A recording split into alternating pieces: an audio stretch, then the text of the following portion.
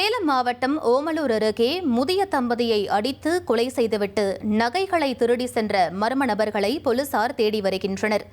ராமப்ப கொட்டாய் பகுதியைச் சேர்ந்த ஜெயராமன், அமராவதி தம்பதி தனியாக வசித்து வந்துள்ளனர்.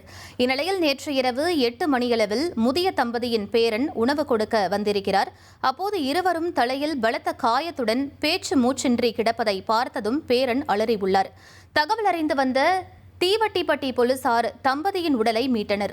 சேலம் மாவட்ட காவல் கண்காணிப்பாளரும் நேரில் வந்து விசாரித்த நிலையில் மூதாட்டியின் நகைகள் திருடப்பட்டிருப்பது கண்டறியப்பட்டது. முதிய தம்பதியை கொலை செய்த மர்ம நபர்கள் குறித்து போலீசார் விசாரித்து வருகின்றனர். இனி செல்லும் இடமெல்லாம் செய்தி. தந்தி டிவியின் வாட்ஸ்அப் சேனலை ஃபாலோ பண்ணினா செல்ல இருக்கும் இடமெல்லாம் செய்தி. இதோ QR கோட் இப்பவே ஸ்கேன் பண்ணுங்க, ஃபாலோ பண்ணுங்க.